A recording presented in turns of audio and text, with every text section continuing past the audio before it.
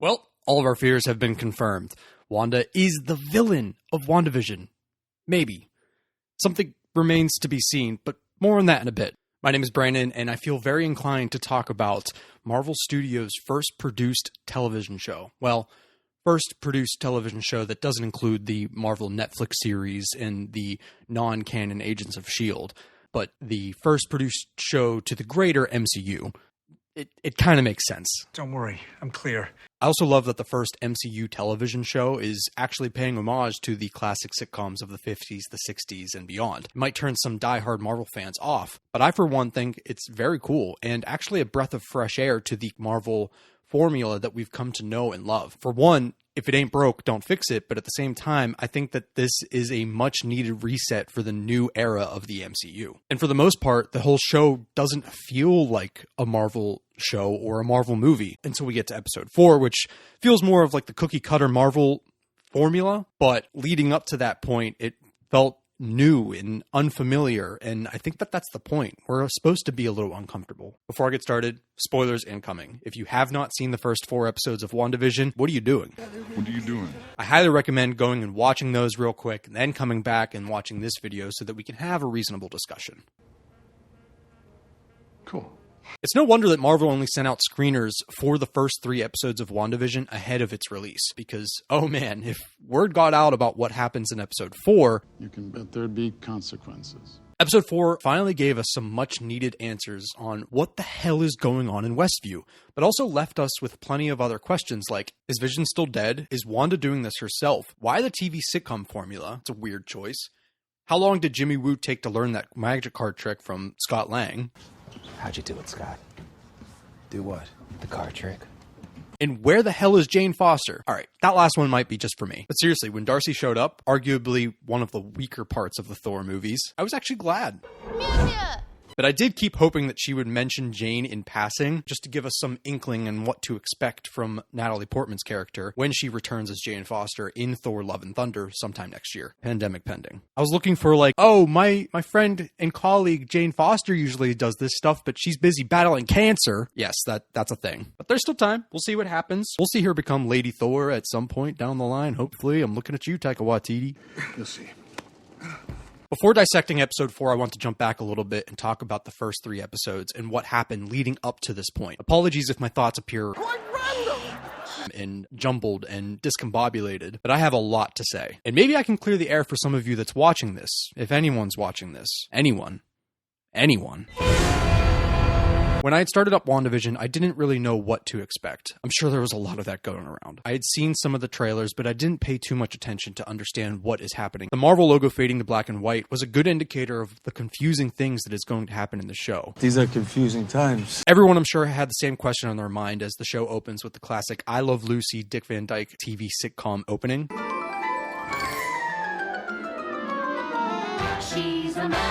What is going on? What is the show? What am I watching? Why am I watching this? This doesn't feel like Marvel. This feels weird and uncomfortable and different. That's the point. The last time we saw Wanda and Vision was in Avengers Infinity War and Avengers Endgame. Vision was busy getting his Mind Stone ripped out of his forehead from Thanos after being blown up by his blushing bride-to-be. And Wanda was busy saying, "You took everything from me." Wait a minute! Who are you? So to see them in this setting with no context or setup as to why we're here, what happened in between, it's a little off-putting. We are essentially watching the show from the point of view of Wanda's broken psyche, lest we forget how tragic of a character Wanda actually is. I mean, don't forget, Wanda, dead parents. You lost your parents in the bombings. I've seen the records. Dead brother, dead Vision, twice. She's a tragic character. The show has the skin and the coat of paint like it wants you to believe that it's a TV sitcom, but in reality, it's a horror show. And all of us that are familiar with Wanda and Vision in the comics, we know what's coming, and it ain't pretty. You'll see. And although after the last episode and this episode, WandaVision starts to make you think that Wanda is the antagonist, which she very well might be, there's another character that we have to keep our eye on, Agnes. Agnes is the first character outside of our core couple that we're introduced to in WandaVision. Wanda. Charmed.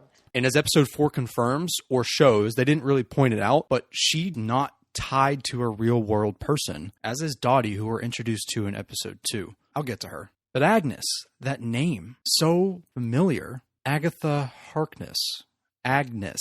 I see what you did there, Marvel. Agatha Harkness in the comics is a fellow sorceress and somewhat of a mentor to Scarlet Witch. However, she does have this little habit of, worshipping the devil? Ah, Mephisto, Marvel's demonic entity obsessed with obtaining Wanda's hex powers and puppeteering her fake children, sending Wanda off the deep end, and maybe potentially committing genocide? Yeah, it's a lot. It's a long story. Like Eugene O'Neill long, so how's about we skip to the part where you're useful? Agnes does wear this pendant in the show that's very similar to a pendant that Agatha Harkness in the comics wears. So I wouldn't at all be shocked if we come to find out that Agnes is actually pulling the strings from behind the scenes or working with Wanda to kind of create this false reality, giving Wanda everything that she's always wanted, normalcy.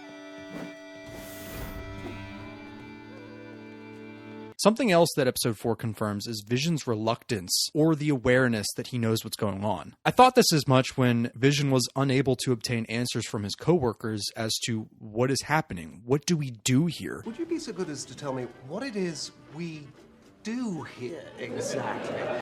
All I know is since you've gotten here, productivity has gone up 300%. He's not able to find this information out because Wanda didn't deem it so. It's the same reason that Vision only helped Arthur from choking when Wanda let him. Vision, help him. Vision is a puppet, quite literally. But I don't think this is all Wanda's doing. We know that she's powerful, but that's a lot of energy to be able to keep up this whole fake reality and to puppet a sentient synthezoid. A dead one at that. Maybe Agnes brought him back to life, or somebody else, an unforeseen player, and Wanda's just giving him a new coat of paint. Maybe she literally made a deal with the devil. Have you come to sue me again? No death. Further leading to this theory is the whole notion of For the children. pretty demonic and cultish if you ask me. It's almost as if the town wants to will Wanda's children into existence, or put it in her brain so that she wills them into existence, like some kind of satanic ritual. I don't know. I'm throwing pasta at the wall. But when Wanda is giving birth, I get some very Rosemary's Baby and Poltergeist vibes, especially with that muted scream. But it has been shown that Wanda can accidentally will things into existence without her full awareness. We see that with the butterflies. It's kind of fluttery. Oh, did I do that? I didn't mean to. Maybe we'll see it again when she mutters those dreadful words, "No more mutants." Well, it won't be no more mutants because we haven't gotten mutants yet. But maybe it'll be more mutants or no more Avengers. Something tells me that the final words spoken in this series are going to have huge repercussions. And if this is all really created in Wanda's brain, it has to rely on her focus. That's why we saw a dead Vision at the end of episode 4, because her focus was broken when Geraldine, or Monica, started questioning her about her past. He was killed by Ultron, wasn't he? What did you say?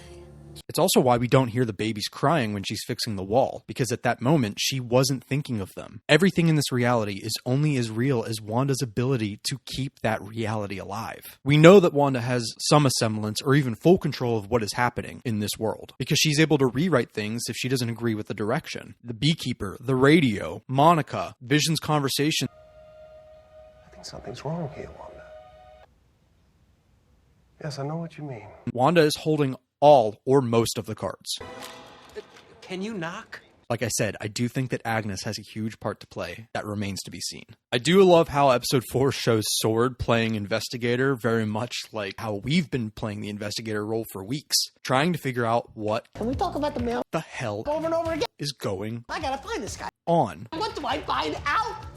Another interesting character of note is Dottie. Who is Dottie? Emma Caulfield, her character wasn't revealed until the release of this show, which has me to believe that she's playing a bigger role than just the swim club mom of Westview. Maybe she's Clea, Doctor Strange's sorceress associate and love interest in the comics. We do know that WandaVision ties directly into Doctor Strange in the Multiverse of Madness, and that Paul Bettany has stated in interviews that he got to work with a well-respected actor toward the end of this series. I get to work with this actor that is a total secret, and I get to work with this actor that I have been longing to work with and act with for years. Could be Benedict, could be Richard E. Grant, who was cast in an undisclosed role in this series. Mephisto? Bullseye! Benedict! Also cast in this series, weirdly enough, was former Fox X-Men Universe Quicksilver, Evan Peters. There's a lot of theories going around that he's going to be reprising his role as the multiverse version of Quicksilver, but that seems like a lot for general audiences to digest. Maybe Evan Peters will be the older version of Speed, the eldest of Wanda's twins, Speed and Wiccan, or Tommy and Billy. If we are to believe that the children will continue to grow at a rapid pace just as they were birthed, then maybe we'll see older versions of them sooner than we think. Maybe he'll grow faster than Billy because he's Tommy, Speed. Super's like being stronger than everybody and flying and shit. That's just hero. It's just psycho. Hello? That would be a fun little nod to the fans of the Fox X-Men universe, having him play another speedster, just not Quicksilver. Speaking of Speed, I like that the show really focuses on Vision's ability to move fast, something that we haven't really seen in the movies. Maybe because it's not really Vision. Like I said, maybe he's being puppeteered by Wanda, and she's thinking of her brother. You didn't see that coming. But also, speaking of the twins, I love that they gave Billy, or Wiccan, the little marking on his forehead very similar to Vision's Mind Stone. It's cute. It's cute. And although we still have all of these questions and theories, episode 4, titled We Interrupt This Program, gave us some heavy exposition on what kind of world we are living in post-Avengers. It's confirmed that this takes place directly after Avengers Endgame. I think they said 3 weeks? It's right after everyone came back from the blip. I believe it even takes place before Spider-Man Far From Home, which could explain the weird appearance of J.K. Simmons as J. Jonah Jameson. Yeah, it's math. But I'm getting ahead of myself.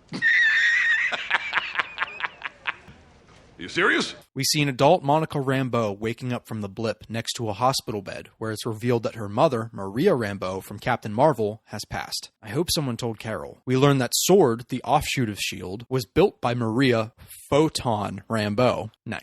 In the comics, Monica Rambeau dons the alias Photon, with the abilities of energy absorption and manipulation, and being able to convert her body into any form of energy on the electromagnetic spectrum. Cool. Interestingly, Darcy does confirm that the energy field surrounding Westview is made of cosmic radiation similar to that of the Big Bang. Would be cool if Monica gains her powers by being blasted out of Westview from Wanda's Hex powers, which is derived or unlocked by one of the 6 Infinity Stones, passing through that radiation on her way out. Another nice little nod that I noticed in episode 2 of WandaVision, when she is teleported into the Cabinet of Mysteries. The marking on the outside of the cabinet looks very similar to Photon. We get a little bit more info on S.W.O.R.D. in this episode, or the Sentient Weapon Observation and Response Division, different from the comics, which is Sentient World Observation and Response Division. Maybe this is building up to a name change? Interesting enough, Wanda and Vision kind of are the sentient weapons in this show. Like I said before, Wanda is giving some serious villain vibes. Oh, she left, honey. She had to rush home. Wanda has everything that she's always wanted. Why would she want to give that up? She doesn't want to be found. And well, she doesn't have everything. The one thing that she is missing is for her brother to come back. Although, this is the first time that Pietro's name is mentioned since he was killed in Age of Ultron. I don't think that that's a coincidence. Since Wanda has the ability to will things into existence, maybe she'll accidentally bring Pietro back. Or Agnes will help her. That, or we could see a flashback to the time that they were experimented on in Hydra. Either way, I think that Aaron Taylor Johnson might make a reappearance in this show. This is not so bad. But why TV sitcoms? Where is this show going? What do I think this means for the greater MCU? Well, as for the sitcoms, that's a little harder to dissect. Maybe it's inspired by Wanda's upbringing. Maybe she watched a lot of old sitcoms when she was younger in Sokovia. Maybe the time that her and Vision spent holed up in Edinburgh, maybe they watched a lot of TV sitcoms. Whatever the case, the format is a window into Wanda's mental stability. The commercials represent the tragedy that Wanda experienced in the past. The Stark Industries toaster is a reminder that Wanda and her brother were almost killed by a Stark missile, the one that supposedly killed their parents. We wait for 2 days for Tony Stark to kill us. The sound the toaster makes is the same sound as the repulsor gauntlets on Iron Man's suit. The Strucker watch is a reminder that she was experimented on by Hydra from Baron von Strucker. The twins. In the Hydra soak, that's actually a fun little nod to Agents of S.H.I.E.L.D. when, spoilers, Coulson and the team find themselves trapped in a virtual reality called the Framework, and he mentions using a blue soap that inputs false memories into the user. Yeah. Wait, what? That blue soap everyone uses? Hydra loads it up with chemicals. It seeps into our bloodstream and plants false memories into our brains. But don't worry, I'm clear. I make my own soap now. It's very similar to what's happening in Westview, wouldn't you say? All of this seems to be concocted from Wanda's mind, and if it's anything like the popular comic House of M's, it won't end well. Wanda will inevitably find out that everything that she's created is false, and maybe, potentially, accidentally commit genocide, or something just as big, like shattering the multiverse, which could lead us into Doctor Strange in the Multiverse of Madness, as well as all of those weird Spider-Man casting rumors we keep hearing about. But a video on that another day. Pizza time. If you like hearing me ramble about WandaVision, be sure to subscribe. I'll be reviewing every forthcoming episode, hopefully the day that they're released. I'm also working on another video series called Quarantine, or Quarantine. I've yet to figure that one out. So be sure to keep your eye out for that. And if you'd like, follow me on Twitter. Come yell at me over there about WandaVision. Or comment below your thoughts and theories about what you think is happening. I very much look forward to watching this show shock and surprise everybody for weeks to come. And if all of the MCU shows are as good quality as this, we're in for a good year. But that's all for now. Goodbye! Thanks a lot. Bye.